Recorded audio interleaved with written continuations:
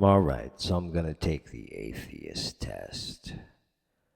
Not because I identify as being atheist, even though they would label me technically an atheist, but because apparently there's been a recent evolution of emergence of intelligence in theism.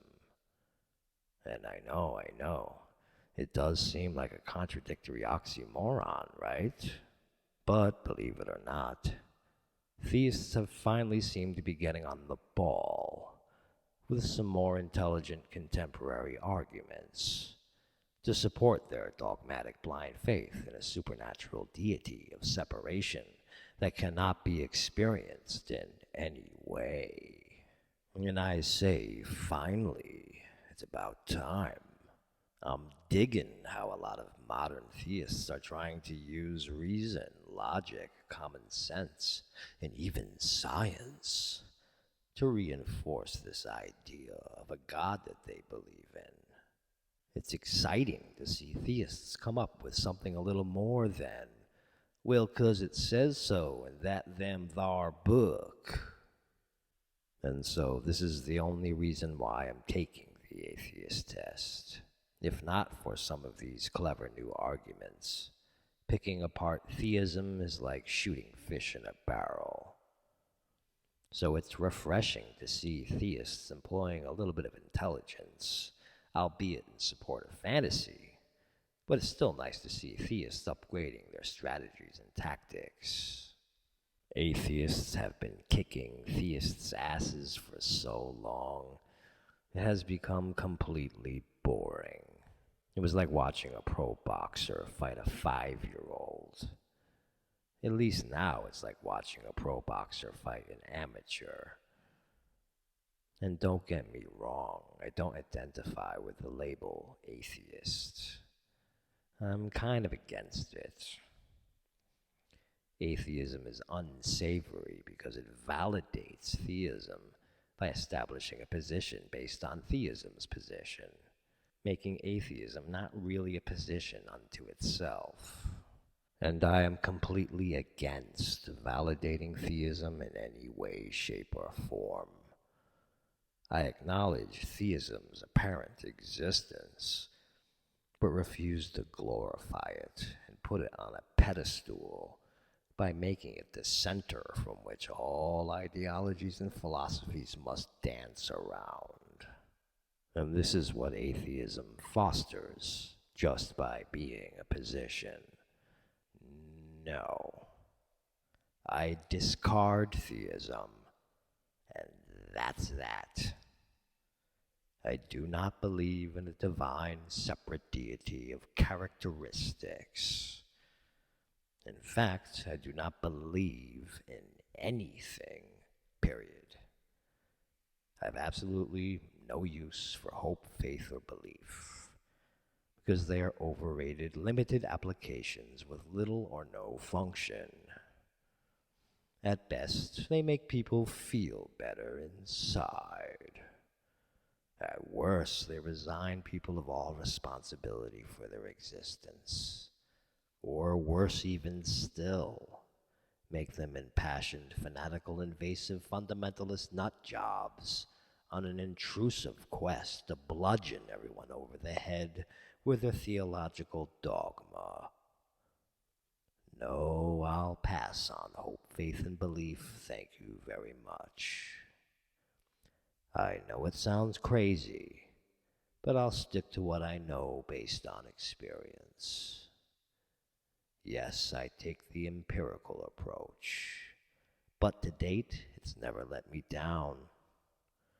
I have been, however, let down by hope, faith, and belief. So really, it's a no-brainer. With belief, no matter what it is, it's either something I can experience or it's something that I cannot experience. If I can experience it in some way, then it is something that I can know. If it is something that cannot be experienced in some way, then it is something that I cannot know. and therefore safe to dismiss as either non-existent or irrelevant. And hope and faith are not aspects that lend any assistance in any manner. I know what I know, so I employ it, follow intuition, and act accordingly. I don't need empty motivators to motivate me, especially since they are not even the best motivators. In fact, they enable just the opposite. Hope and faith encourage one to lay down on the ground and wait for rescue. Knowledge and wisdom based on experience encourage one to stand up and take the necessary actions to save themselves. And this even applies to uncertain circumstances. For example, 4 men are lost in the wilderness. One may have faith that he will get out of there. One may hope that he's going to get out of there. One may believe that he's going to get out of there. But the one that actually stands the best chance of getting out of there is the one who knows he can get out of there. And even if the one who knows is uncertain, he can employ his imagination to assist him, instead of relying on some imagined outside force or a thought system. One who knows is always the strongest because they are compelled to act. And even if they fail, they keep on trying until circumstances dictate otherwise. One who has hope, faith, and belief are weak because they are often compelled to not act and are subject to become weaker by the intrinsic design of hope, faith, and belief, which always leaves room for doubt. But anyway, getting back to theists with contemporary arguments based in intelligence. Like I said, it's exciting and refreshing to see this, and it's a step in the right direction, kinda, sorta. But ultimately, it's still gonna fall short, and always will fall short.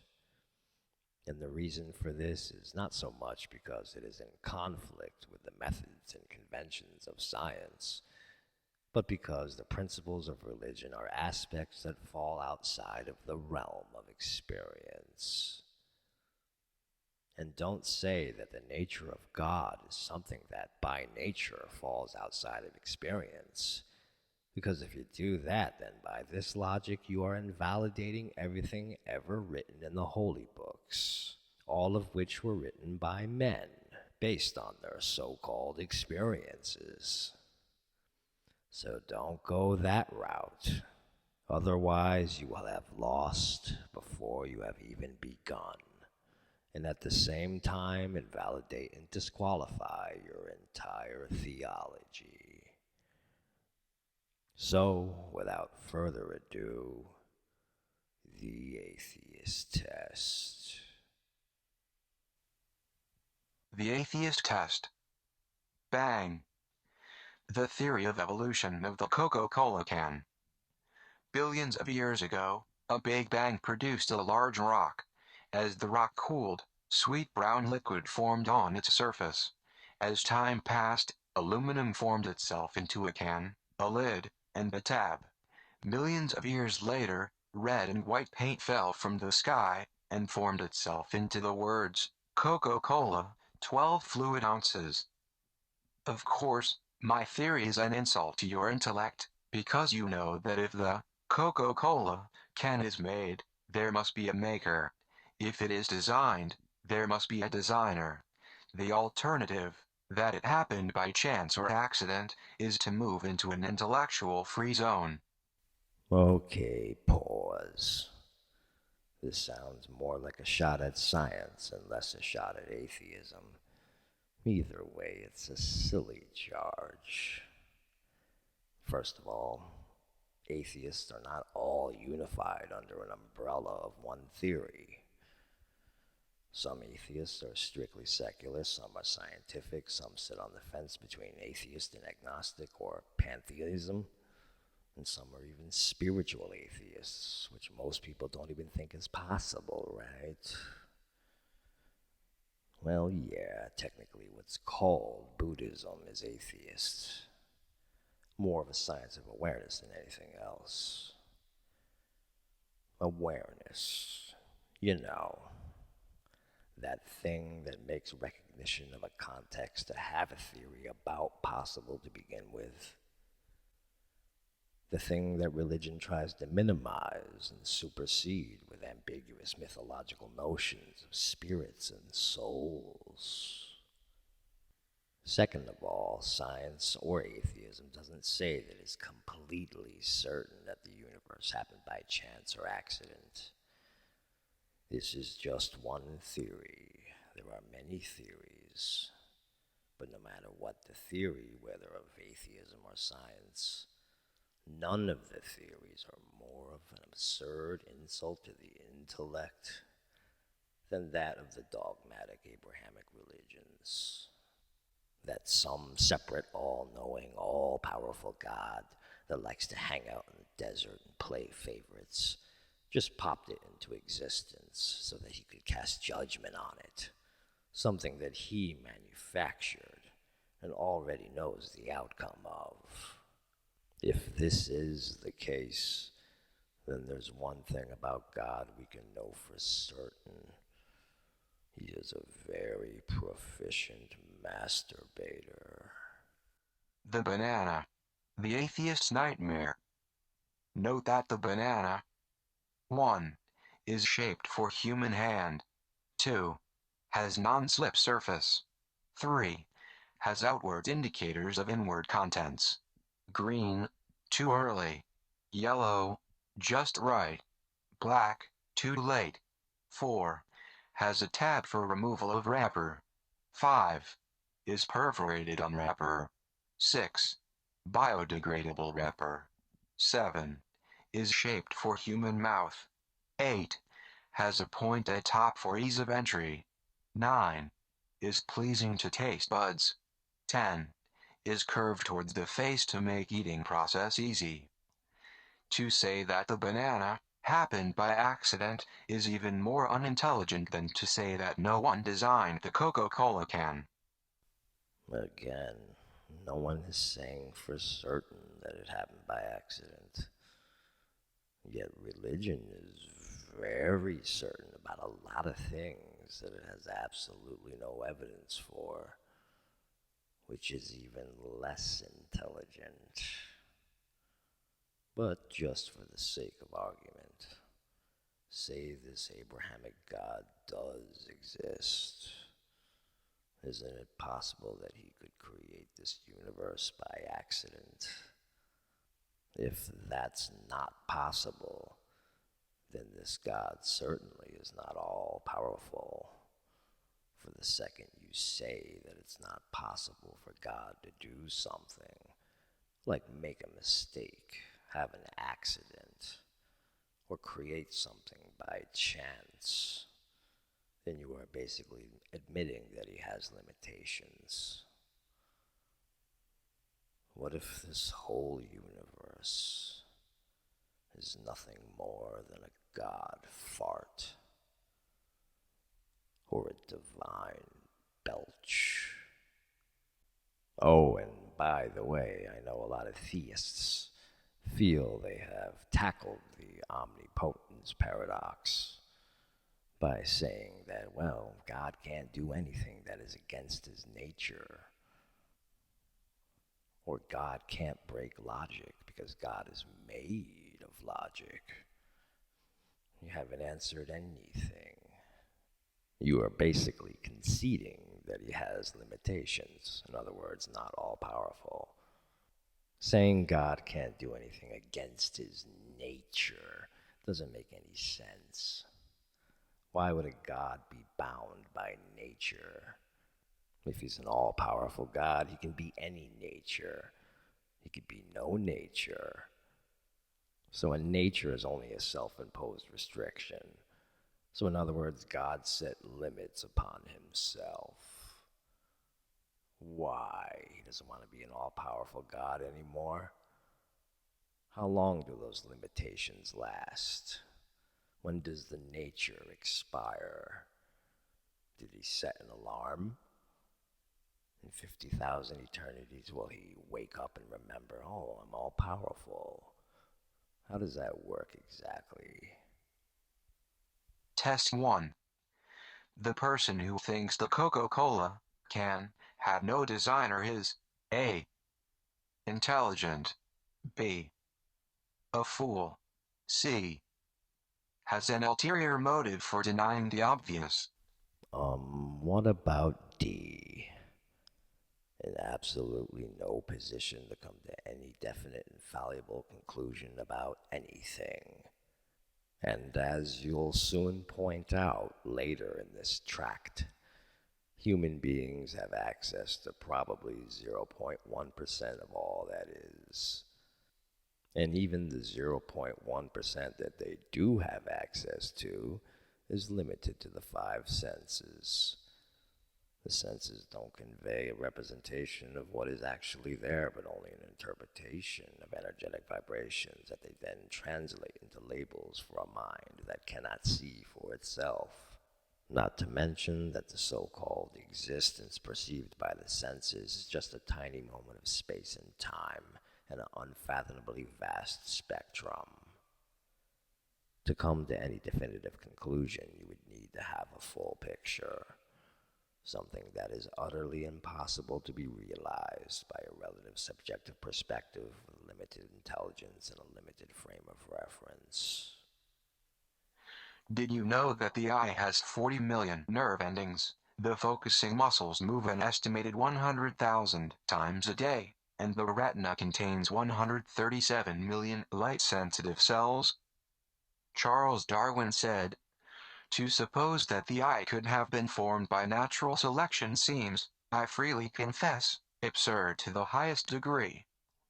If man cannot begin to make a human eye, how could anyone in his right mind think that eyes formed by mere chance? In fact, man cannot make anything from nothing.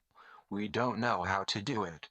We can recreate, reform, and develop, but we cannot create even one grain of sand from nothing. Yet, the eye is only a small part of the most sophisticated part of creation, the human body. Slow down there, Charlie. Darwin's observations are in no way an admission of an Abrahamic God, but more of an obvious reference to the limits of what mankind can know. But he's right in that natural selection doesn't form anything, but is more of a natural law that governs certain changes of form. But it's certainly plausible that anything that's created or designed can come into being by mere chance. In fact, it happens all the time. A lot of the root designs, creations, and manufactured items of mankind can be traced back to circumstances and conditions of mere chance or accident. Especially when you consider that invention comes from the imagination that draws inspiration from happenstance. Isaac Newton was sitting under a tree and just by chance got hit on the head by a falling apple. And just like that, the concept of universal law of gravitation was born. As for creating something from nothing not being possible, who says? In fact, this is the one idea that both science and religion seem to agree on. In the beginning there was nothing, and then God just popped it into existence. Or in the beginning there was nothing, and a big bang popped it into existence. And just for a microcosm-macrocosm parallel, if everything man creates comes from the imagination, then isn't it quite possible that the entire universe comes from a cosmic imagination? And what is imagination other than nothing? That which produces, but that cannot be defined by anything that it produces. Some may say that imagination is produced by a brain. But then what is a brain but an item in a sea of materials that all equally break down into an infinite unified energy? Energy that, by being unified, doesn't have any distinctions of quality, shape, time, identity, or purpose. Energy that, by being infinite, doesn't have any location, and therefore cannot be said to be existing anywhere. And you may want to contextualize that and say that it is finite. So then where exactly is this context of energy? This is similar to asking, what is the universe contained in? It's no thing that you can reference. The only thing you might possibly say is within an even vaster expanse of time and space, which is saying literally nothing. Time is only a relative concept to a mind that is defining it and has no quality of substance on its own. What could be said is that there's one long sustained now that things fade in and fade out of, and this does indeed give an impression of time to a mind, but that's all it is, a distinction of time by a mind that contrives separations with conceptual partitions of past, present, and future based on rates of manifestation and dissipation. And as for space, what is space other than emptiness? Is there any form that doesn't have emptiness as a prerequisite? And yet even empty space is not nothing, but yet another something. And empty space is the closest thing to nothing that man can conceive of. Define the underlying context of empty space, and you will arrive at nothingness, the source of all things that is no thing that you can label as anything. George Gallup, the famous statistician, said, I could prove God statistically. Take the human body alone. The chance that all the functions of the individual would just happen is a statistical monstrosity. Not really. Even within this framework, it's completely possible. Happening by chance is just a theory, but completely plausible. As plausible as everything happening on purpose. Man knows from his own experiences that things come into being both ways. Some things are a matter of purpose, some things are a matter of chance. Sometimes it's a mixture of both. But of course, man doesn't like that idea, does he? It has to be either one or the other, right? But even if we look at it from the point of view of chance, it's plausible. These things man identifies as time and space. There is such an incredibly, unbelievably, unfathomable amount of it that statistical monstrosities could not only occur, but quite possibly repeat many, many times. Albert Einstein said, everyone who is seriously interested in the pursuit of science becomes convinced that a spirit is manifest in the laws of the universe, a spirit vastly superior to man, and one in the face of which our modest powers must feel humble. This isn't an endorsement of Abrahamic mythology, as some theists would like to paint it as. I'm sure if Einstein lived another 100 years, he would refine this statement to say that an awareness is manifest in the laws of the universe.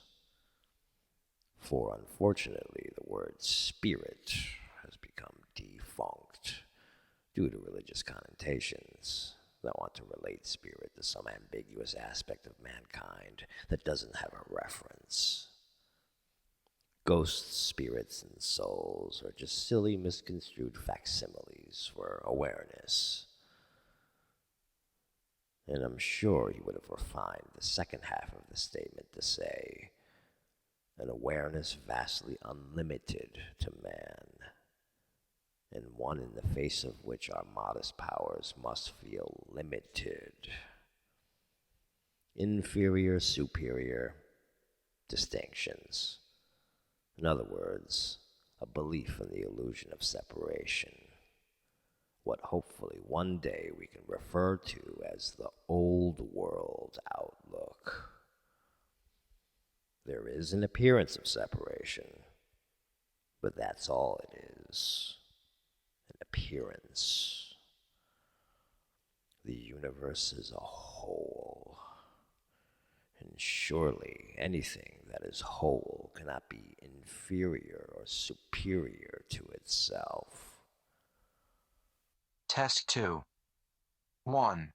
Do you know of any building that didn't have a builder? Yes or no? 2. Do you know of any painting that didn't have a painter? Yes or no? 3. Do you know of any car that didn't have a maker? Yes or no? If you answered yes for any of the above, give details. Yes. This silly parallel keeps coming up, trying to make some kind of point by asserting that since man is instrumental in creating things, then this logically extends that some hidden unknowable God had to create the universe. But it's a flawed assumption, because I got news for you. Man does not create anything. No more than a hammer creates a house, a paintbrush creates a painting, or an assembly machine creates a car. All of these things are tools, and tools are not responsible for any creative agencies. In much the same way, a man is just a tool. Imagination is the mother of creation, and man is simply an instrument that enables it to manifest. Could I convince you that I dropped 50 oranges onto the ground and they by chance fell into 10 rows of 5 oranges?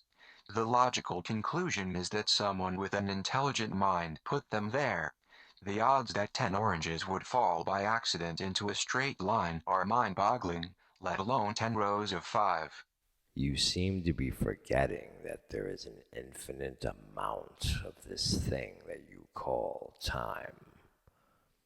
Drop 50 oranges randomly, and any pattern they land in would have mind-boggling odds to be repeated twice exactly. Yet there is so much time, it is quite possible. Spend an eternity dropping 50 oranges at random, and the odds are actually quite good that they would at some point fall into 10 straight rows of 5. Let's not overlook that this is a structured complexity on a simple foundation from unstructured chaos. There is very high probability that chaos will produce primitive building blocks that will serve as the simple foundations to sustain complexities. This isn't an indication of intelligence, but more of an indication of the inner workings of imagination. Test 3. Yes or no? A. From the atom to the universe, is there order? Yes and no. There is order, but there is also chaos. Yes or no? B. Did it happen by accident, or must there have been an intelligent mind? That's not a yes or no question. C. What are the odds of 50 oranges falling by chance into 10 rows of 5 oranges? None of it is an indication of intelligence, and the odds are very good that it could have unfolded by chance. Very good odds, given the amount of time, but it's the wrong question. The real question should be, what are the odds of chaos producing a primitive context where complexities can be established? And the odds are not only just good, but a near guarantee.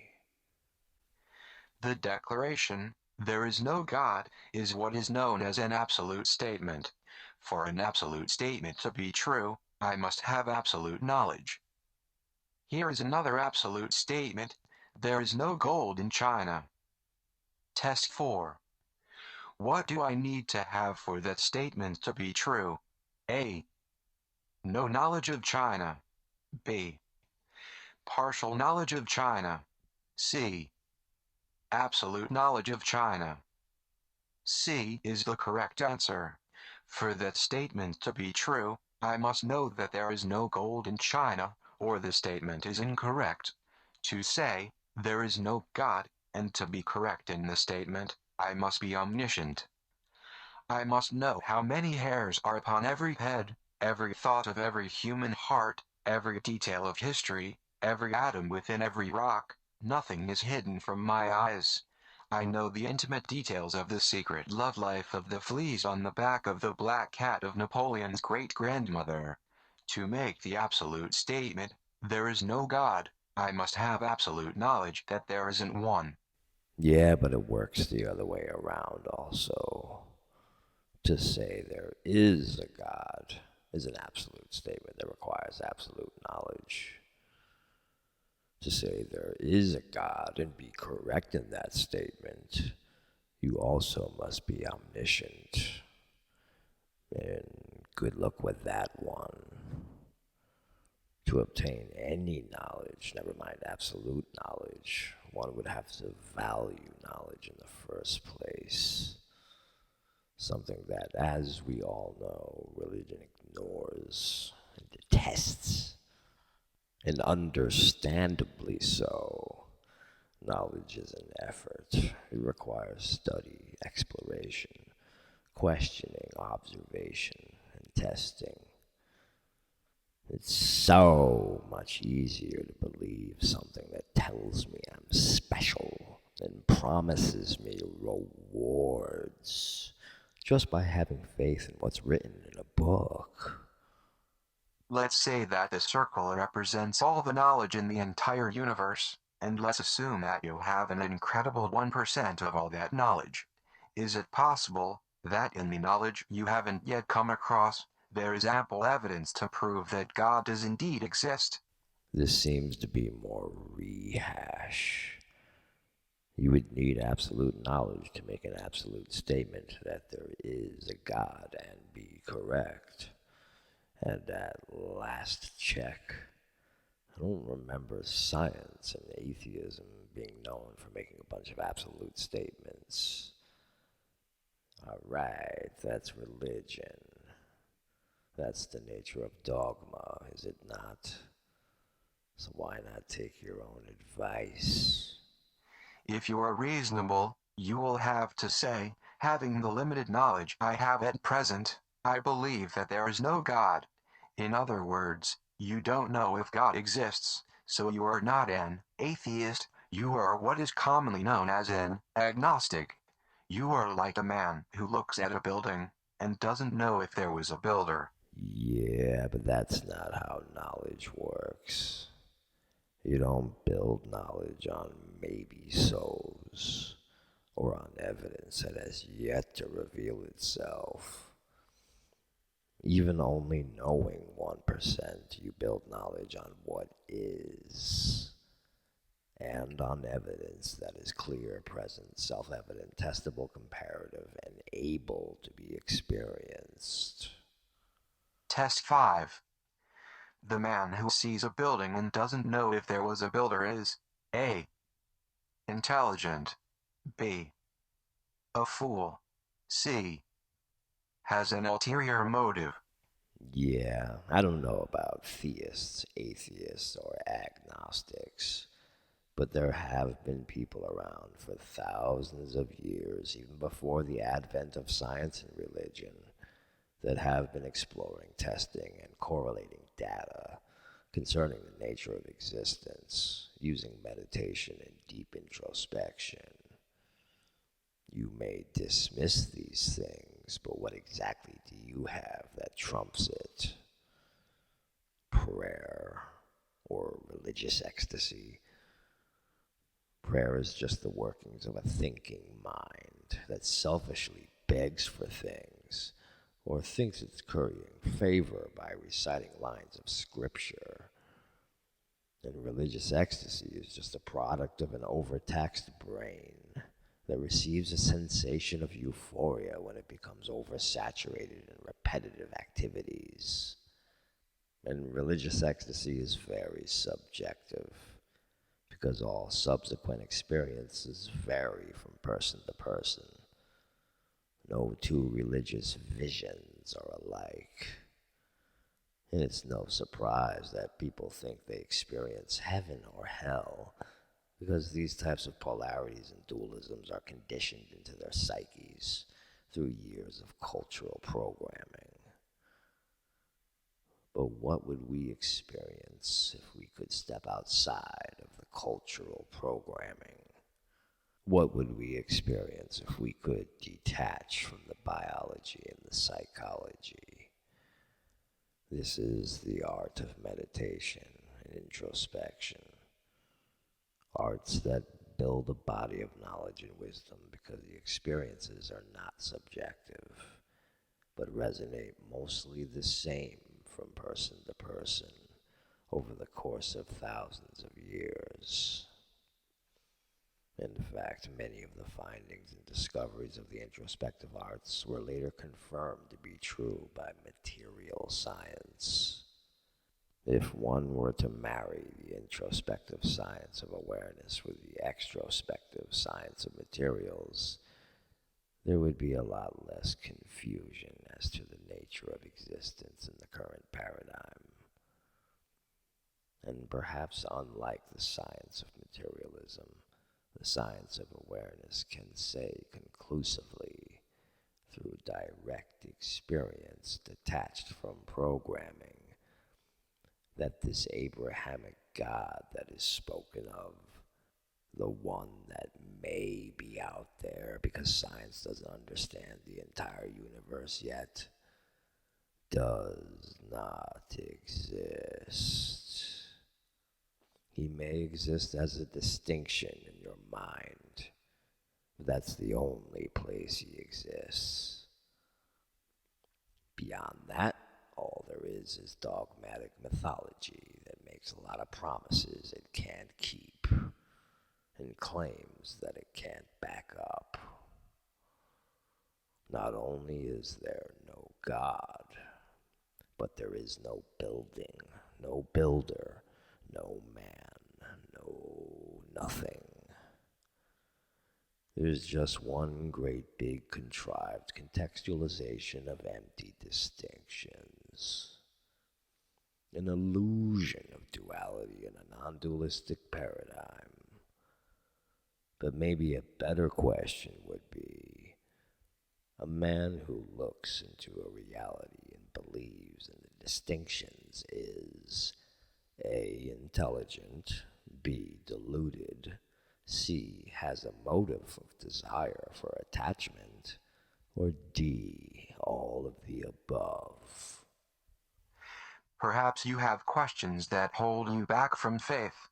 First, almost every question you have about suffering, humanity, etc., can be adequately answered.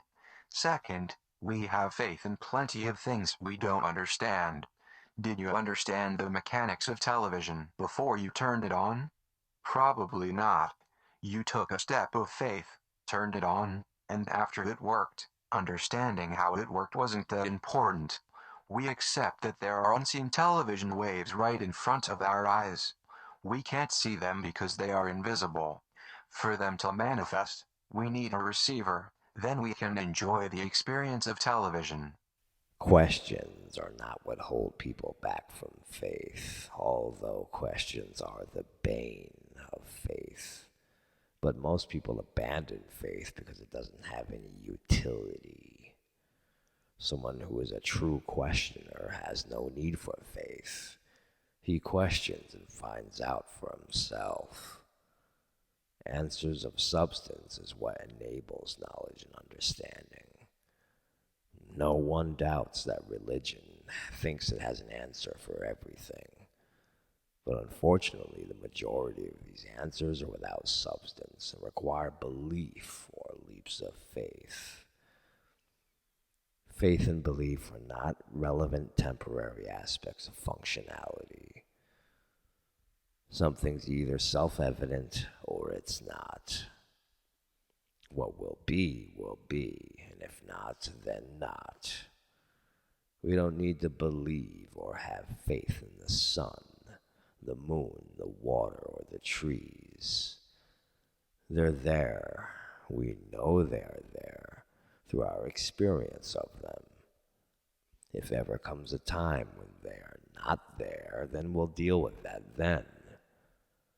If we are dealing with uncertainty concerning circumstances that could turn out a number of different ways, the best we can do is to make a decision, take actions, and simply witness the results.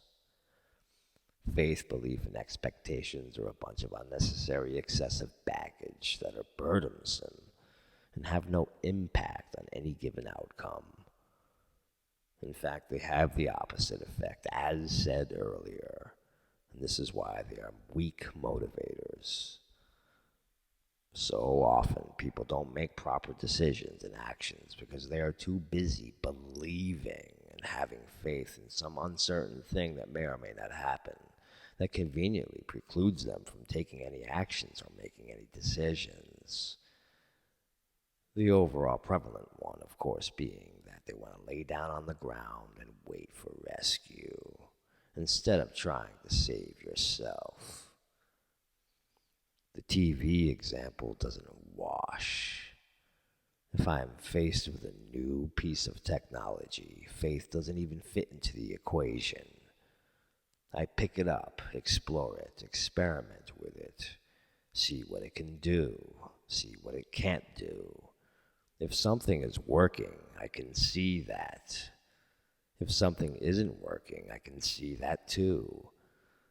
I may not understand how a technology produces a functioning utilization, but I still don't need faith, because either it works or it doesn't work. If I want to discover how the technology works, I inquire and investigate. I explore, question, and observe. Faith and belief are not how anything gets done in the universe. Investigation and evidence rarely will lead you astray.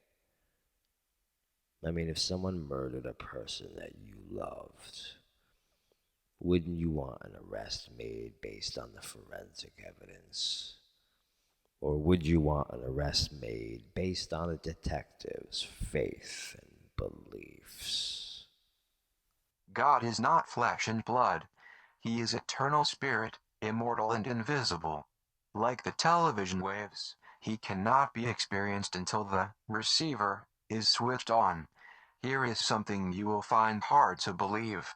Jesus said, "He who has my commandments and keeps them, he it is who loves me.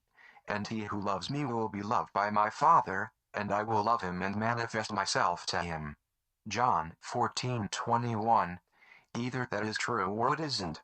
Jesus Christ says that he will manifest himself to anyone who obeys him. Approach the subject the same way you approached your first television set. Just take a small step of faith. If it works, enjoy it. If it doesn't, forget it. Well, again, as this propaganda even concedes, if it works, it works. If not, then not. Wherein is faith required? And at last check, my receiver is switched on. In fact, it's never been switched off. That's impossible. All human beings are inherently receivers of experience by default. We are never switched off. Chances are, If something cannot be experienced, then it's something that falls outside of the realm of experience. In other words, a fantasy within an illusion. And yes, I find it hard to believe that Jesus said that. If Jesus existed, those words are not consistent with what Jesus taught. Oh, it can't be possible that someone put words in Jesus' mouth, can it? Actually, it seems very likely, considering the Bible was written hundreds of years after Jesus' death by people who were obviously not interested in applying his teachings, but more concerned in building up an authoritative dogmatic regime with a power agenda, and who self-elected themselves as having some kind of power of attorney to give it Jesus' stamp of approval by proxy. If it smells like bullshit and looks like bullshit, chances are it's bullshit. What Jesus taught, and what any benevolent God should be all about, is unconditional love. Not love based on a whole bunch of prerequisites of rituals offering worship, obedience, and following commands. That's not unconditional. That's completely conditional. We're only going to have a loving relationship if you meet these requirements first. That's not a loving God. That's a selfish God. A God we shouldn't be kneeling down to, but running from. A God that should be rebelled against and be overthrown. And yet, according to religion, we are God's creations. He manufactured us. And since God is all-powerful and all-knowing, he already knows how we're going to turn out even before he creates us. And within a framework like that, there is no free will or choice. It's already predetermined. And yet we are held responsible for something we aren't even responsible for. We are judged by operating exactly how he designed us to be. Is it just me, or does this sound like some kind of sick, perverted, demented game? So yeah, I would say it isn't true. There are lots of people who obey Jesus, and he has yet to manifest himself even one time in any tangible way that can be verified. Or have you an ulterior motive? Could it be that the atheist can't find God for the same reason a thief can't find a policeman? Could it be that your love for sin is clouding your judgment? If the Bible is true, and Jesus Christ has abolished death and brought life and immortality to light through the gospel, then you owe it to yourself just to check it out. No, I don't. Listen, if a thief really wants to find a policeman, he can find one. An atheist, however, even if he wants to find your God, he's not going to be able to find him anywhere. It might have something to do with the fact that he's invisible, remember?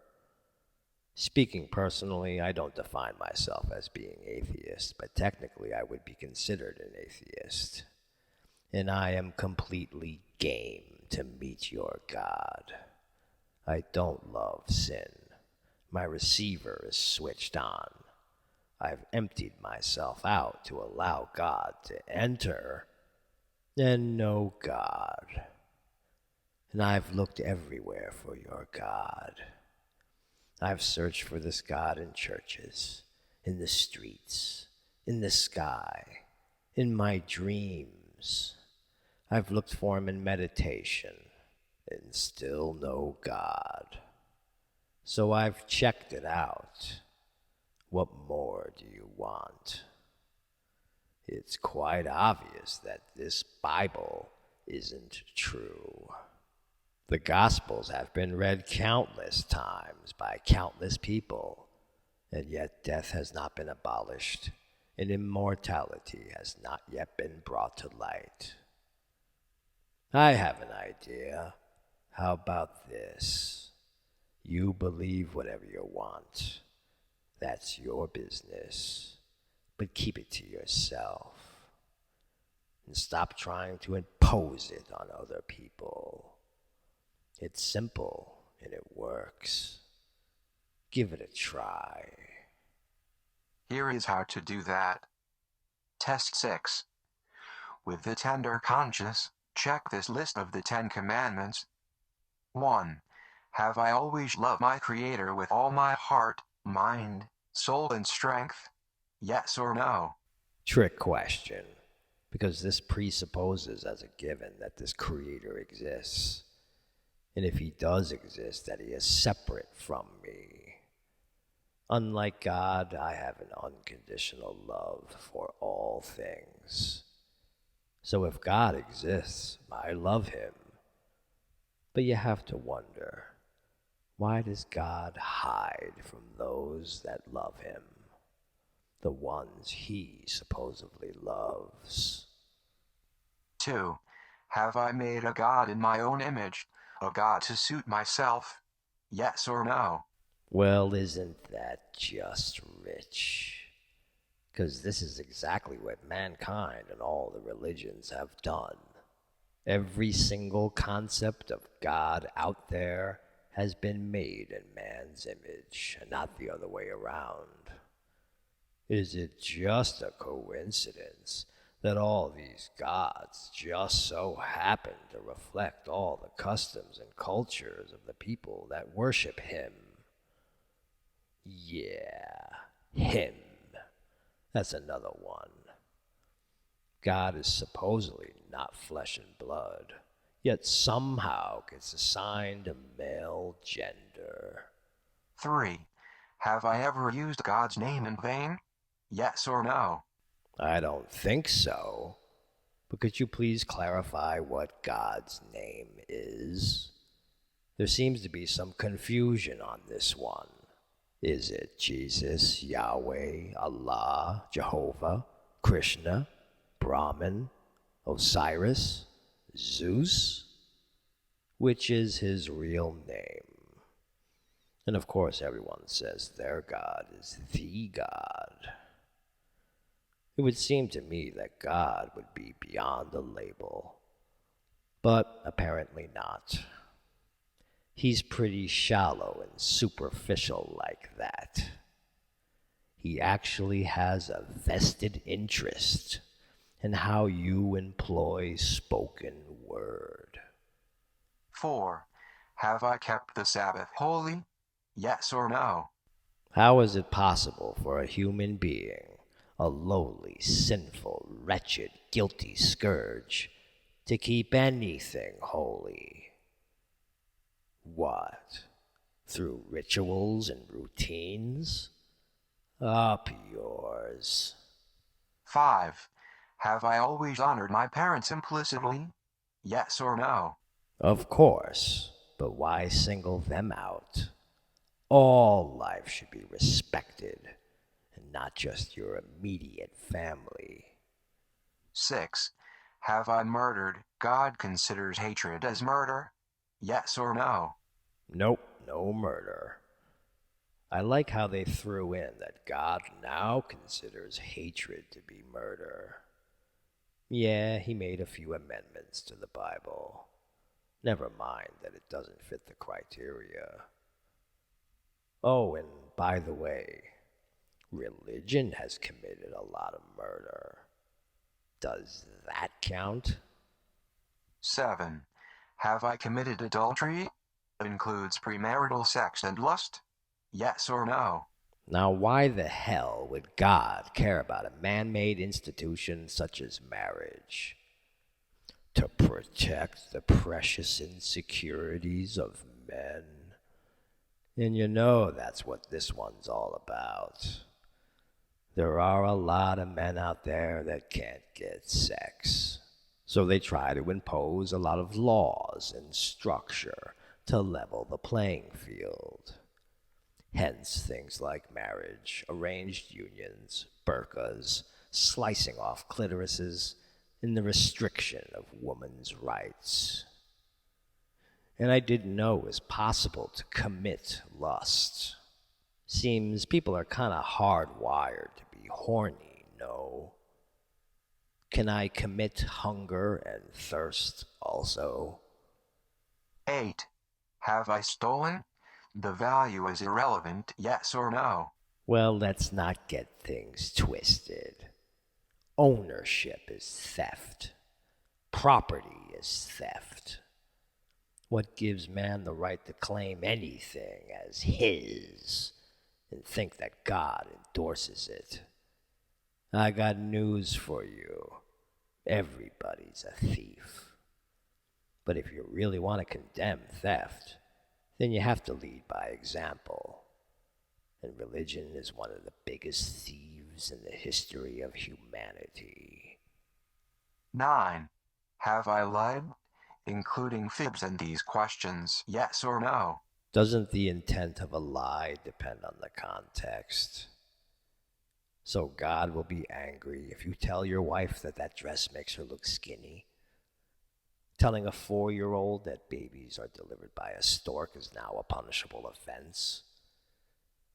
Should misleading a suspected criminal to elicit an admission be outlawed? I suppose any information that a spy or a saboteur asks for should just be handed to them, 'cause hell, you wouldn't want to lie to them, would you? And when that home intruder asks where your wife is, you better tell him she's hiding in the basement. Better for her to get raped than for you to stand before God in sin. You want a commandment concerning lies that's worth a damn? Then forget about white lies, fibs, and false witness, and just make it, thou shalt not engage in malicious deception. That will pretty well cover it, and put most people out of business. But again, you gotta lead by example. And religion is one of the biggest liars in the history of humanity. 10. Have I coveted? Been greedy or materialistic, yes or no. Now this one reveals just how much of a greedy crook religion is. The biggest thieves are always the ones most worried about getting stolen from. So desperately worried that they not only don't want you to steal from them, but they want to remove from you anything that might compel you to even think about stealing from them. And if they can do that, it makes it that much more easier to steal from you. And as for coveting, what? Religion doesn't covet? Since when? Okay, maybe they don't covet money. That's only because they already have it all. It's usually safe to stop coveting something when you have an overabundance of it. Then all you have to do is hoard it. But that doesn't stop religion from coveting. But instead of cash, religion covets heaven, God's grace, Judgment Day, and the punishment of the wicked. Religion covets controlling your thoughts, beliefs, values, and meanings. And most of all, religion covets your conversion. Guilty. If you have even broken one law, then you have sinned against God and therefore will surely die, for the wages of sin are death. We are all guilty of breaking the commandments. Listen to the voice of your conscience, and let it remind you of some of the sins of the past.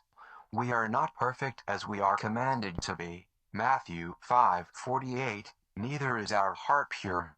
On Judgment Day our transgressions will be evidence of our shame. Think of it.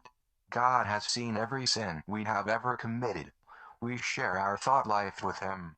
We are guilty of violating his law a multitude of times, yet if we repent, God can forgive us because Jesus stepped into the courtroom 2,000 years ago and paid the fine for us. His death on the cross satisfied the law we so blatantly transgressed, and at the same time demonstrated how much God loves us, for God so loved the world, that he gave his only begotten Son, that whoever believes in him should not perish but have everlasting life. His shed blood on the cross can make you clean in the sight of a holy God, as though you have never sinned. God doesn't want you to go to hell. Please, forget your arguments, repent and put your trust in Jesus and be saved from God's wrath. Make Psalm 51 your prayer, then read the Bible daily and always obey what you read. God will never let you down. Thank you for taking the time to read this booklet. The wages of sin are death, as if we received some other kind of wage if we lived a sinless life. Everybody dies no matter what, sin or no sin. Nothing's going to stop old age, sickness, and death. And I know, according to religion, it's impossible for us to be sin-free, because we are fundamentally imperfect. And yet God commands us to be perfect. At best, this is just plain silly. At worst, it is sick and twisted. By his own choice, God created us flawed and imperfect, but then goes ahead and places all sorts of unrealistic expectations upon us anyway. So on Judgment Day, God has no one to judge but himself. If there is any fault to be found, the fault lies with the manufacturer. If it was really important for us to be perfect and sin-free, then that's how God should have created us. And being all-powerful, he could have done that. He could have created a perfect people in a perfect world with no possibility for sin or a fall from grace. But he chose not to. Instead, as religion is constantly reminding us, he opted to create imperfect scum. So it's his own damn fault. And yet, I can imagine a perfect world. Can't you? It's kind of funny how we can imagine a better world than the one God actually created. Perhaps it's an indication that God should be fired or overthrown. And this whole thing about Jesus paying a fine for us, well, if he paid the fine, then what do we need to repent for? Either he paid the fine or he didn't. But it's another indication of God's twisted, sick mind. For we could just as easily repent without Jesus having to be tortured and executed. In fact, wouldn't God have been doing a greater service by letting Jesus live another 40 years? If mankind has transgressed any law, it is only because God set it up that way and allowed it to be possible to begin with. For God to sacrifice his only begotten Son to torment and murder does not demonstrate any kind of love. It only demonstrates narcissism and depravity. Shouldn't God love his Son and only want the best for him? And yet there he was, hanging on the cross, screaming out to God, "Why have you forgotten me?"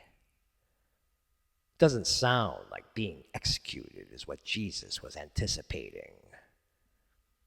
Jesus is supposed to be God's only Son, unlike the rest of us who are only chopped liver. And at the same time, Jesus is supposedly God himself incarnate. So if Jesus is God, who is he crying out to about being forgotten? Himself? If that was his plan, wouldn't you have already known that? If Jesus is not God, but only his son, then doesn't it sound like Jesus and his dad weren't on the same page? I guess torture and murder was one little detail his father forgot to mention.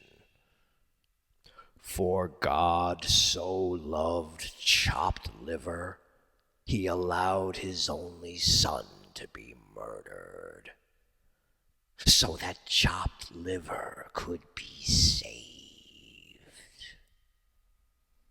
Doesn't this provide a clue as to what kind of psychotic maniac God is? To let his son be killed to save some insignificant, imperfect product he created? To be saved in some kind of contrived framework that he himself put in place? Does that sound like a good deal to you? Something you want to emulate? If you were a painter, for example, would you sacrifice your son to save one of your paintings? If so, then one thing's for sure, your priorities are definitely fucked up. And that is what is most clear about this so-called God. His priorities are bereft of virtue and are mired in only selfishness. Because what is most important to God? Worship, obedience, and beliefs inside your head. Your actions and the content of your character don't matter. Good or bad, it doesn't make a difference. If the worship, obedience, and beliefs are not there, you are bound for hell either way. And God doesn't want us to go to hell? Since when? According to religion, we are born with a one-way ticket to hell by default. If God really didn't want it, he wouldn't allow it for it to be possible. So who should really give a damn about God's wrath? God should take his wrath and shove it up his holy anus. Maybe God needs to find other ways to resolve his anger, jealousy, and desperate need for validation. In other ways, beyond playing sick games with his own fabricated creations. This is a God that should be rebelled against. Which kind of shows you that Satan was a hero, not a villain. And what was Satan's crime? He dared to have his own thoughts. He dared to formulate his own ideas. He dared to be a maverick who rejected, resisted, and rebelled against the tyrannical controlling dictatorship of a selfish, power-hungry God. Satan was a renegade whose cause was freedom. And for this, of course, he had to be demonized, literally, because we wouldn't want the other slaves to get the idea in their heads that freedom is a good thing now, would we? We don't want the other slaves to emulate his example. Hence, Satan was adorned with horns, a forked tongue, and a tail. Satan then became mischaracterized as an evil entity that wants to control you, be worshipped, and possess your soul. Which, ironically, sounds more like the so-called loving God religion is always speaking about. The loving God that will send you to hell to be tortured for eternity if you don't worship and obey him. The loving God that wants to dictate the thoughts in your mind. The loving God that is responsible for more death and destruction than Satan ever was. The loving God that could fix all the problems of the world and usher in a paradise on earth, yet doesn't lift one pinky to do so. So yes, I am a disobedient slave and will never bow down to a God like this. You can give me hell first.